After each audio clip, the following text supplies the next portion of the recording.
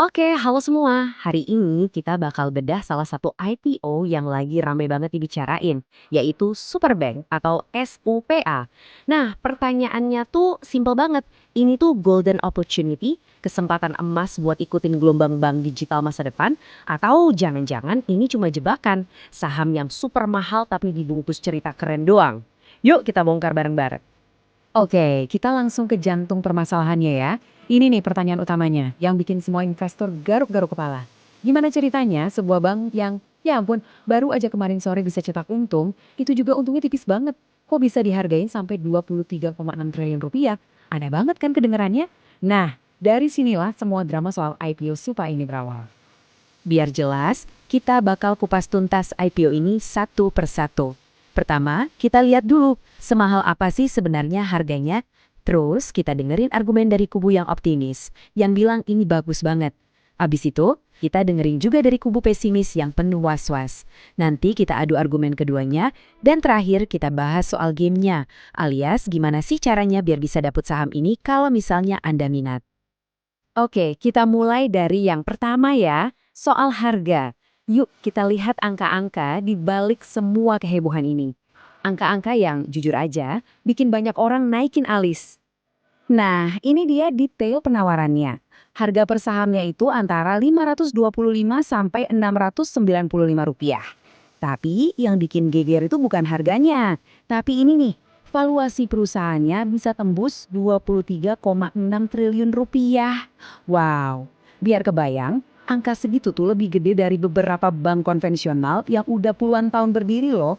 Dan dana yang mau mereka kumpulin juga nggak kaleng-kaleng, bisa sampai 3 triliun rupiah lebih. Gede banget skalanya. Nah, di sini nih mulai kelihatan anehnya.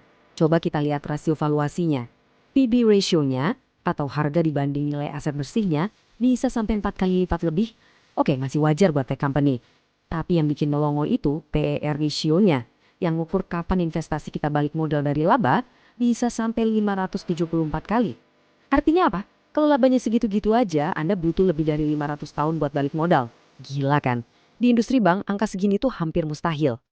Jadi pertanyaannya, investor ini sebenarnya lagi beli apa sih?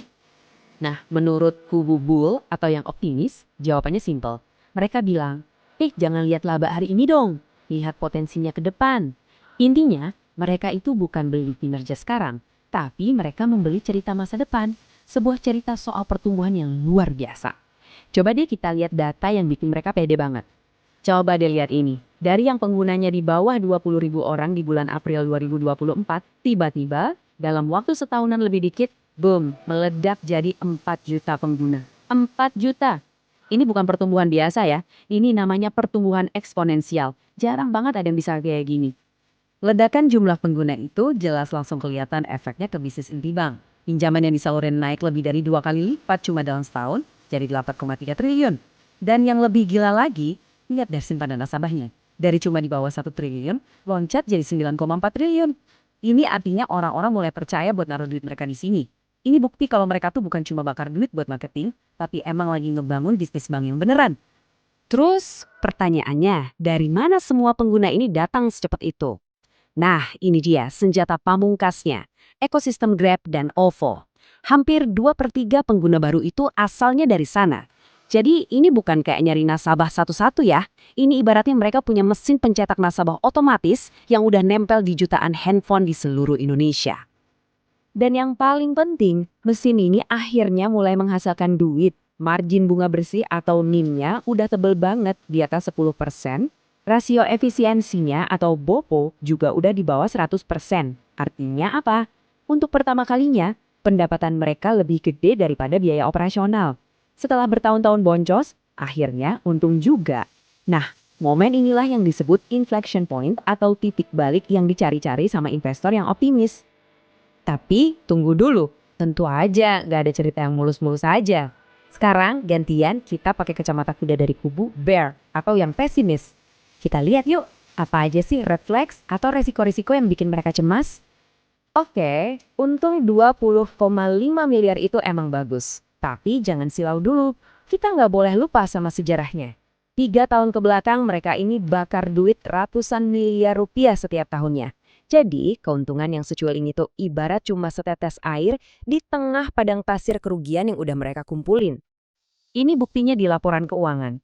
Mereka masih punya akumulasi rugi atau defisit sebesar 926 miliar rupiah. Artinya, untung yang mereka dapat sekarang itu belum bisa buat foya-foya atau bagi dividen.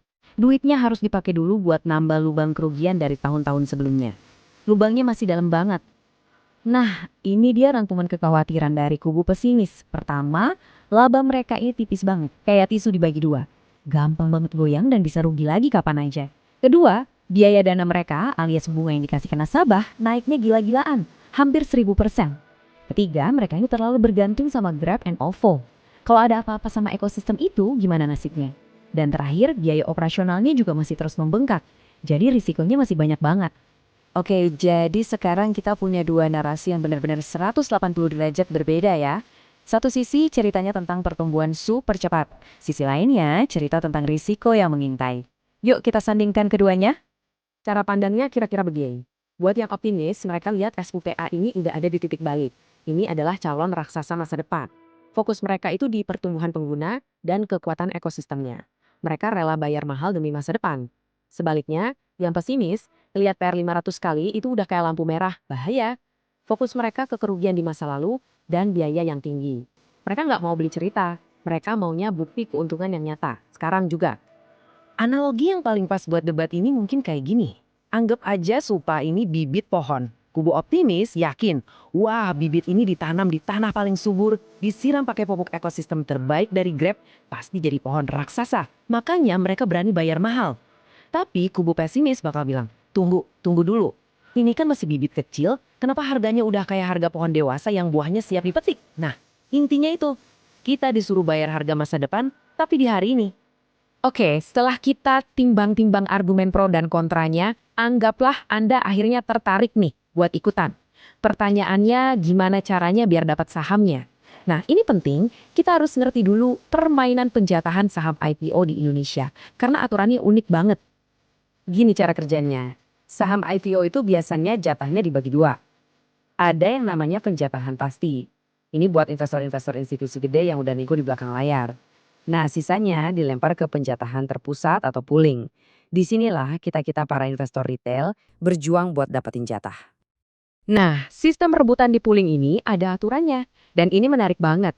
Aturan mainnya ada 3 lapis. Pertama, sistem bakal ngasih jaminan penjatahan minimal dulu. Biasanya sih sampai 10 lot. Siapapun yang pesen, asal nggak kehabisan, pasti dapat segitu dulu. Tujuannya biar semua kebagian. Nah, kalau masih ada sisa saham, baru deh dibagi secara proporsional. Siapa yang pesen gede, dapatnya lebih gede.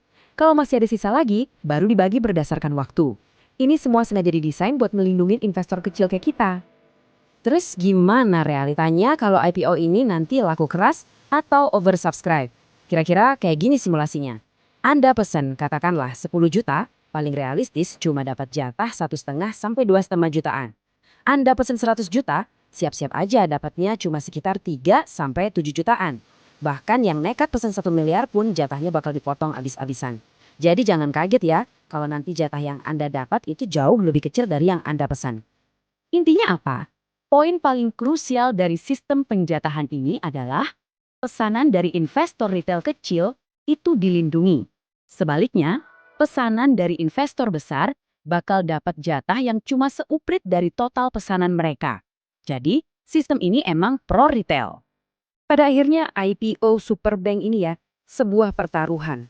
Pertaruhan buat masa depan. Anda bertaruh pada pertumbuhan, pada kekuatan ekosistem, dan pada visi perbankan digital. Di satu sisi ada potensi yang luar biasa besar, tapi di sisi lain ada harga yang wow, mahal banget. Nggak ada jawaban yang pasti benar atau salah di sini. Pertanyaan terakhir yang harus Anda tanyakan ke diri sendiri bukan apakah Supa ini bank yang bagus, tapi berapa harga yang rela Anda bayar